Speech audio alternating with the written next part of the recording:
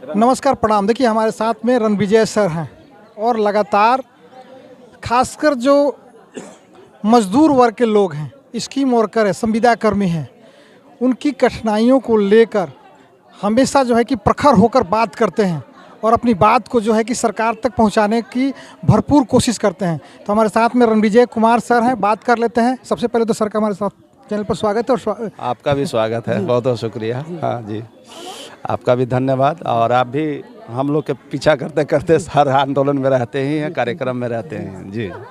ठीक है। अभी सदैव राम जी विधायक हैं, उनके आवास पे हम लोग हैं और ये जो सम्मान समारोह हुआ है उसमें लगातार सभी लोगों को एकजुटता और सभी लोगों की उनकी जो है कि दिक्कतों को लेकर आप हमेशा आवाज़ उठाते हैं और अभी जो इतनी बड़ी बैठक हुई है उसमें आपका भी अहम रोल है। क्या कहेंगे इसके विषय में? देखिए, मूल मामला है कि ये जो पूरी लड़ाई है भारत के अंदर लोकतंत्र को और मजबूत बनाने, उसके जड़ों को और गहरे तौर पर अंदर करने, माने और उसके जड़ को गहरा करने।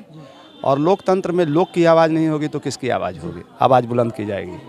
तो लोगों से जो तंत्र बना है, ये जो लोकतंत्र है, इस लोकतंत्र में अगर लोग की आवाज़ नहीं सुनी जा रही है तो इस लोकतंत्र को और मजबूत बनाने का जिम्मा देश के हर नागरिक पर है, वो हमारे ऊपर भी है। हम उस काम को बखूबी करते हैं।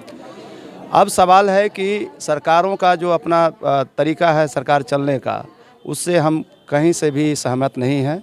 चूँकि सरकार पूरी तरह से हर चीज़ का निजीकरण करने पर तुली है, ठेकाकरण करने पर तुली है, संविदाकरण करने पर तुली है, आउटसोर्स करने पर तुली है। यह अधिकारों का हनन है, यह उनके अधिकारों की लूट है और इस अधिकारों के हनन और लूट के खिलाफ हम आवाज़ को बुलंद करते हैं। अधिकारों का हनन और लूट तो है ही, साथ में नई आधुनिक गुलामी की ये प्रथा है। संविदा, ठेका, आउटसोर्स और स्कीम वर्कर, ये नए आधुनिक गुलाम बनाए जा रहे हैं।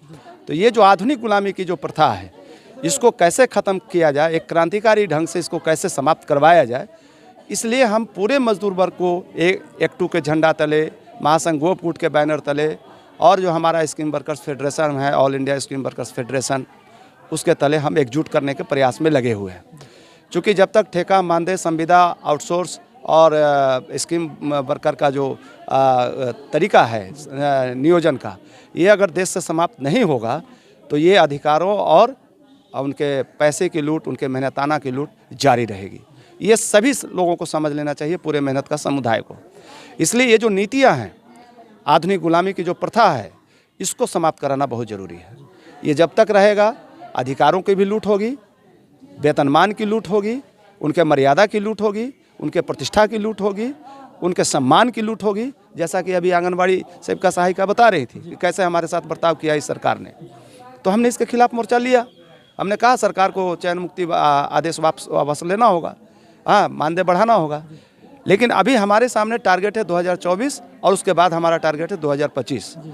2024 में हमारा एजेंडा कैसे सेट हो, ये जो भारत में जो सो कॉल्ड देशभक्त सरकार है, राष्ट्रभक्त सरकार है ना, ये भारत माता की जय कहने वाले हैं, तो यही तो है भारत माता। 2.5 लाख यहाँ आंगनबाड़ी सेविका सहायिका हैं, करीब 2.25 लाख रसोईया कर्मी हैं, जिसमें 99% महिलाएं हैं। हाँ, तो ये भारत माता तो हैं। इस भारत माता के लिए क्या किया 10 साल में मोदी जी ने, ये बताएं मोदी सरकार, उसके मंत्री बताएं। ये सारे लोग अय्यासी करेंगे, हाँ, एक पैसा नहीं बढ़ाएंगे इनके मेहनताना में, इनका सेवा शर्त में कोई बदलाव नहीं होगा।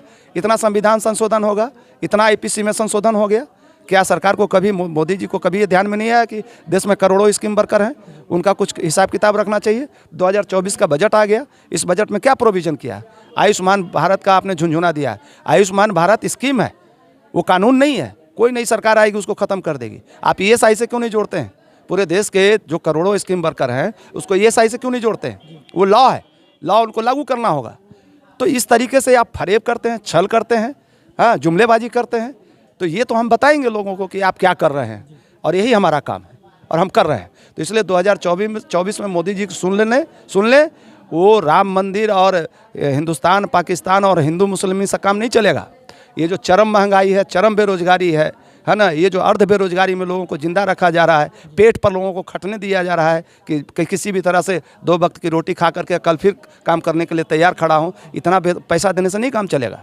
सम्मानजनक जिंदगी जी सकें पूरे अधिकार के साथ, ये देश उनका है, हमारा है, इसमें हमारा अधिकार है यह अधिकार जब तक इस देश में नहीं मिलता है तब तक ये लड़ाई जारी रहेगी और ऐसी सरकारों को हटाया जाएगा। 2024 में मोदी को हटाया जाएगा। चलिए, बहुत बहुत धन्यवाद। हमारे साथ में बात कर रहे थे रणविजय सर। बहुत बहुत धन्यवाद सर बात करने के बहुत बहुत शुक्रिया। बहुत बहुत लिए। ASB न्यूज़ के लिए मैं विनोद सिंह नवाब अली के साथ। Thank you.